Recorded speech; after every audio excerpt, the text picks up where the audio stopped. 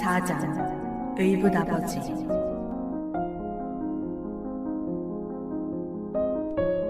난 어려서부터 영악해서 일본말도 잘하고 눈 감은 오빠 언니 또 벙어리들하고도 친했다. 맹인을 안내하거나 수화를 하거나 아버지 일을 돕거나 이런 일들로 이미 교육을 잘 받은 것 같다. 하지만 그건 내 생각이고.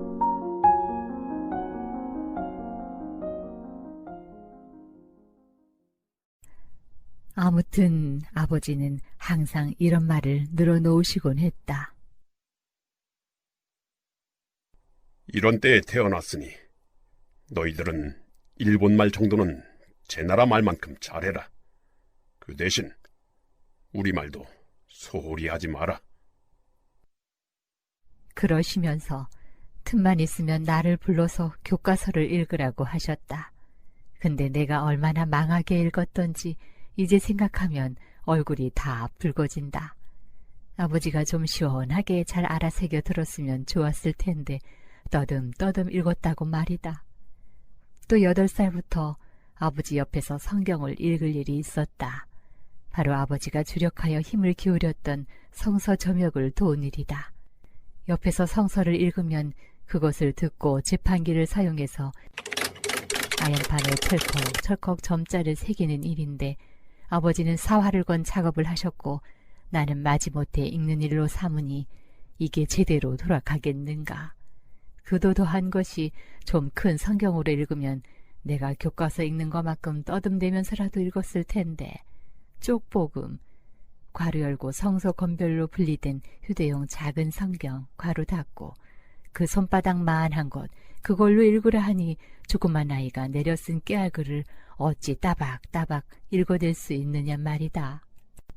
차라리 읽는 법을 연구해 주던지.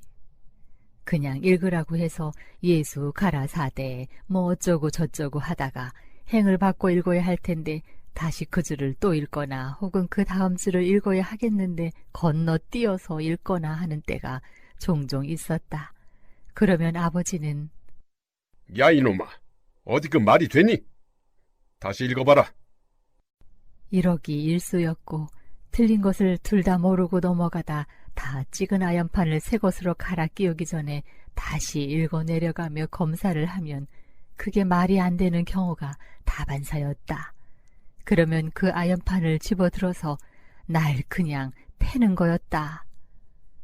아연판이라는 게 물렁하고 기다란 금속판을 한번 접고 그 위에 점을 눌러 새겨서 만들어지는데 다 만들고 나면 그 접은 부분에 종이를 넣고 로라, 괄호 열고 롤러, 괄호 닫고 라는 기계를 통과시키며 꾹 누르게 되면 그 종이에 점자가 새겨지게 된 터라 항상 2장이 겹쳐 있었다.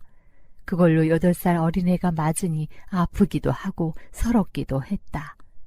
그래, 내가 어린이 된 뒤에 내가 아이를 기르면서 생각해보니 나처럼 말 잘 듣는 아이도 없고 나처럼 아버지 어머니를 도와 협력한 아이도 없었는데 말이다.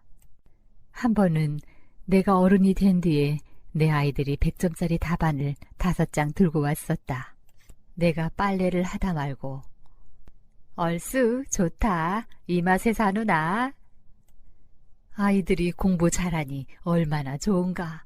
그러면 나이 드신 아버지는 아주 벌벌 떠시곤 했다. 날 부르시고는 하신단 말씀이 애미야, 아이들 그렇게 칭찬하지 마라. 그렇게 하면 교만병에 걸린다. 그 말씀이 좀 심하시고 내 마음에 어찌나 아프게 다가왔던지 항의를 한번 한 적이 있었다. 아버지, 난 아주 잘못될 뻔한 아이였어요. 난 아버지가 의붓 아버지인 줄 알고 아주 삐뚤어질 뻔했는데 다행하게도 잘못되지는 않았어요. 그 100점짜리 5장 가지고 왔는데 칭찬해주면 큰일 나요? 세금 내는 것도 아니고. 아휴, 아버진 너무 이상하셔. 나는 아버지의 교육관, 교육자적인 그 견해 찬성 못하겠어요. 아이들은 칭찬하면서 길러야지 왜 그렇게 때리면서 길러요? 그러자 아버지는 반문하셨다. 때리면서 기르다니. 아버지가 오죽 날 때렸어요. 내가 널 때려? 그럼요. 아버지처럼 날 때린 사람도 없어요. 우리 형제 중에 내가 제일 많이 매맞고 컸거든요. 그래. 내 너를 언제 때렸느냐? 지금이다 싶었다. 오래전의 서름을 내 자식이 가져온 100점짜리 5장으로 토해낼 수 있는 절호의 기회다 싶어서 생각나는 대로 열심히 쏘아 붙였다. 아버지, 생각해 보세요. 제가 아연판으로 무수히 맞았거든요. 왜 그 쪽보금으로 성경을 읽으래요? 좀 큰 걸로 읽으래야 아이가 읽지. 그래, 다시 구주를 읽어도 아버지는 뭘 들었는지 쾅쾅쾅쾅 찍고선 또 그 다음에 줄 넘겨 띄어서 읽었어도 그냥 찍고 어디 한번 되돌아 읽어보자 그래서 읽다가 보면 말이 안 되면 그냥 아연판을 들고 나를 때리시고 나 머리통이 막 부르트고 그랬는데 바보도 안 되고 그냥 컸어요. 사실 오래전 아버지가 무심코 저지르신 체벌에 대한 나의 억울함은 비단 그뿐만은 아니었다. 내친 김에 다 회상해본다.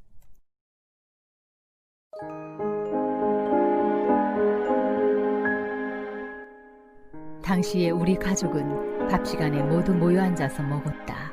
아버지 진지상 하나에는 제일 큰 오빠가 앉든지 삼촌이 앉든지 하고 그 다음에는 오빠, 삼촌들 상 하나, 그러고 나선 두레반으로 나, 우리 동생, 젖 먹는 아이, 엄마, 뭐 누구 그렇게 여자들끼리 앉아서 한 상을 차지하곤 했다. 그런데 글쎄요, 그 오빠가 안 올 때마다 왜 날 시키냔 말이다. 딴 사람도 있는데.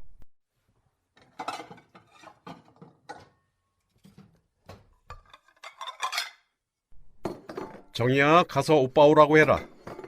순태 오빠 오래라. 입을 쭉 내밀며 달려가서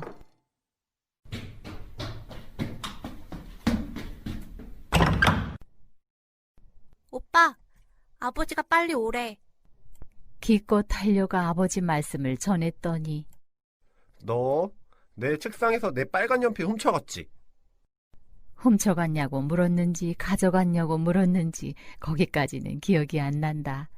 밥상에만 관심이 있던 나는 아니라는 말만 하고 아버지께로 달려가서 아버지, 오빠더러 그랬더니요. 온단 말은 안 하고, 정이야, 너 내 책상에서 빨간 연필 훔쳐갔지? 그랬어요. 그래서 나는 안 가져갔다고 그랬거든요. 라고 보고를 했던 것 같다. 후에 오빠가 씩씩거리고 와서는 아버지하고 마주 앉아 밥을 먹는데 너 어째서 내 누이 동생 보고 훔쳐갔다고 그랬느냐? 아버지가 그러시자 훔쳐간 게 뭐예요? 빨간 연필 훔쳐갔냐고 그랬다며? 훔쳐갔냐고 그러지 않았어요. 가져갔냐고 그랬죠.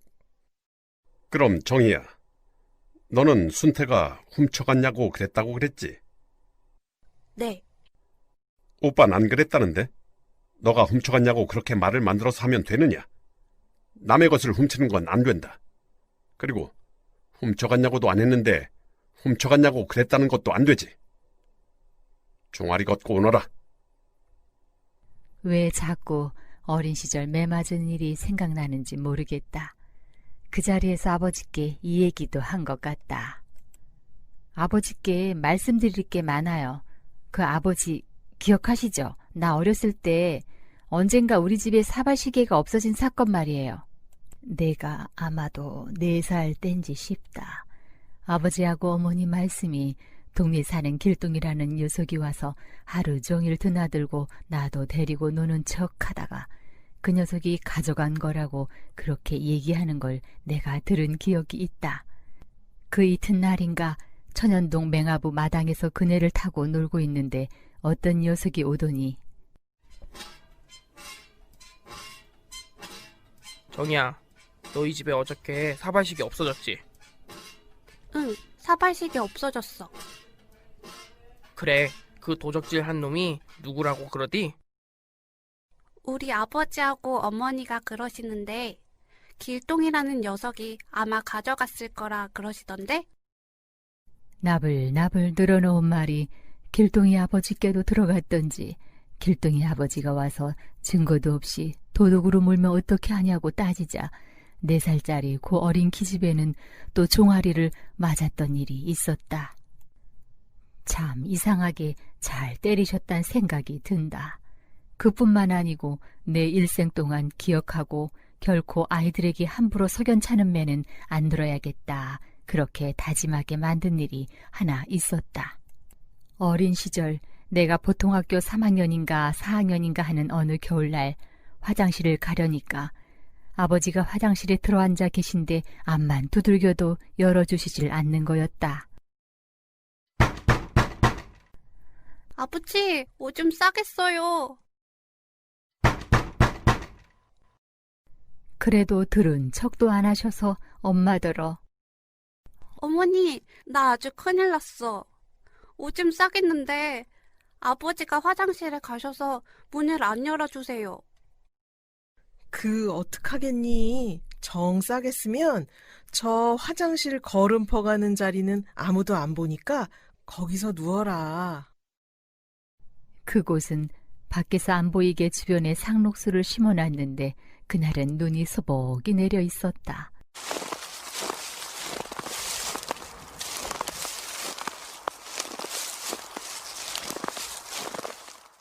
그렇게 한참을 참은 오줌을 누누라니깐 어찌나 시원했던지 또 하얀 눈에가 지도 그리는 게 어찌나 재미가 있었는지 한참을 볼일을 보고 있는데 화장실 창문이 스릉 열리고 아버지가 도끼 눈으로 내려다 보시고 있었다. 아이고, 우리 아버지 왜 내다보실까? 그러면서 오줌을 다 누고 어머니한테 뛰어가서 어머니, 나 또 죽을 일 났어. 오줌 누고 있는데 아버지가 유리창문을 확 하고 여시는 거야. 어머니를 붙잡고 사정을 하고 있는데 곧 아버지가 부르시고 그 앞에 달려가 다짜고짜 깃방망이를 맞았다. 아무 데서나 그렇게 오줌을 누면 되는가? 지금 생각해도 아버지는 나에게만 너무 모질게 대하셨던 것 같다. 그 아버지가 날 대하시던 그런 엄하고 매질하던 모습은 아주 진저리가 나다 못해 의붓 아버지가 아닌가라는 생각이 들 정도였다.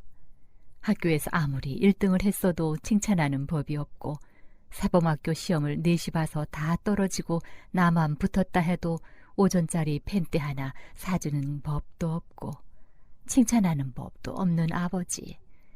내가 어떻게 그 아버지 박두성 선생을 의붓 아버지인 줄 알고 살다가 딴 길로 새지 않고 품행방정한 아이로 컸는지 돌아다 보면 한심하고 신기하다. 내가 이런 말들을 늘어놓으면 혹자는 그렇게 엄한 아버지 아래서 교육받고 자랐으니 지금도 시각장애인을 위한 여러 행사마다 불려가 아버지의 애맹정신에 대하여 일장연설이라도 하는 사람이 되었겠지 라고 생각할지도 모른다. 그런 생각을 해봄직도 하건만 나의 생각은 아니다. 한글 점자 창한자 박두성 선생은 아버지로서는 낙제였다. 아버지에게 지난 서름을 쭉 늘어놓자 아버지의 답변을 들을 수 있었다. 그랬구나. 참말로 한심한 일이로다. 아마 내가 그때 극심한 신경쇠약에 걸려 있었던 모양이야. 그러지 않고서야 너를 왜 그렇게 때려잡았겠니? 생각할수록 후회스럽다. 내가 받은 서름과 억울함에 비하면 터무니없이 짧고 명료한 변명이었다. 어찌되었건 간에 우리 아버지는 그러한 신경쇠약에 걸리실 만큼 어려움을 겪으면서 맹학교 교사 생활을 하셨다. 그래, 구남매의 맏아들이라는 게 쉬운 일은 아니었을 것이다.